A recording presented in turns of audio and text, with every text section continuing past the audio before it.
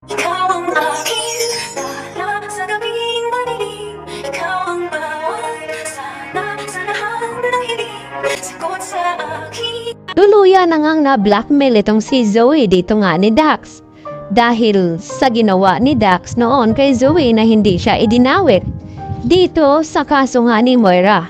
At dito nga napalaban itong si Zoe na sinabihan niya itong si Dax na wag daw siyang siga-sigaan dahil kaya daw niyang ipatumba itong si Dax. At sumagot nga itong si Dax kay Zoe na bago daw siya mapatumba ay mapapakulong na nga niya itong si Zoe. At dahil dito, nagulat ng husto itong si Zoe dahil may isang tao palang nakaalam at nakakita at nakarinig sa kanila habang nagtatalo silang dalawa at walang iba kundi itong si Justin. At dahil may malaki palang atraso itong si Zoe dito kay Justin, ito na ang tamang pagkakataon na makaganti itong si Justin kay Zoe dahil sa minamaliit niya nga ito sa Apex Hospital na hindi daw niya ito teritoryo. At dahil dito, ikakagulantang naman ngayon ni Zoe ang video at picture na nakuha nga dito ni Justin habang nag-uusap itong dalawa na si Zoe at itong si Dax. Samantala, ganun din itong si Carlos Benitez at itong si Dax. Nagkausap din ito sa loob ng kotse at dito nga na binalaan ni Carlos itong si Dax na wag daw niyang babanggitin ang pangalan na Zoe at wag daw itong isipin. Dahil hindi ang kagaya ni Dax na gugustuhin ni Carlos para sa kanyang anak. At nasabi na nga dito ni Annalyn sa kanyang ina ang tungkol sa kanyang nalaman na nagkaroon nga ng ibang girlfriend ang kanyang ditong asawa ni Lynette na si Carlos.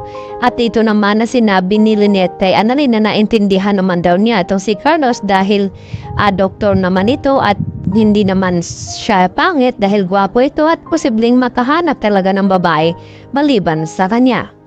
At dito na nga na sinabi ni Lynette na kinakailangan daw niyang malaman ang buong sekreto ni Carlos Benitez kaya nanatili siya dito sa bahay nito. Sa kabilang banda, sinugod naman ni RJ itong si Carlos at kinausap dito sa Eastridge at tinanong na diretsahan kung kakampi o kaaway na palihim ba daw itong si Carlos Benitez na kung bakit pinuntahan niya itong si Moira doon sa kulungan. At agad naman nakahanap ng alibay itong si Carlos dito kay RJ na masama bang pumunta doon at tanungin itong si Moira sa kanyang ginawa ngang utusan na looban ang bahay nito. Hindi lang naman itong sina RJ at Diesel ang marunong gumanti dito kay Moira at nararapat lamang daw ito na makulong ng habang buhay itong si Moira. Subalit hindi nga kumbinsido itong si RJ sa mga sinasabi dito ni Carlos Benitez. Hanggang sa hinihintay naman ni RJ itong si Annalyn na makarating dito sa Eastridge at nang makarating ito ay tuwang-tuwa naman na nakita ang kanyang anak at tinaya niya nga itong mag-lunch sa labas.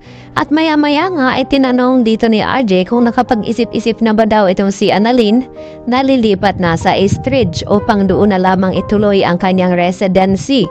At sakto nga dumating itong si Carlos at sumang-ayon dito sa sinabi ni RJ na dapat daw ay lumipat na itong si Annalyn. Dahil sa kanila naman daw itong Apex Hospital, pwede naman daw niya ituloy doon ang kanyang residency. At nagulat na itong si Annalyn dahil okay lang daw dito kay Carlos Benitez na doon na ituloy ni Annalyn ang kanyang residency sa Apex. Kaya naman pumunta itong si Annalyn doon upang dalawin at ibalita sa kanyang mga kaibigan na babalik na nga siya sa Apex. At dito na nga nakakita itong si Annalyn kay Dax dahil dadalawin naman ni Dax itong si Zoe at bibigyan niya ng bulaklak dahil gusto ngang i-date na yun ni Dax itong si Zoe. Kaya magkakalaman na nga yan dahil mabibisto na ni Justin ang lihim na itinatago nga ni Zoe sa kanilang lahat.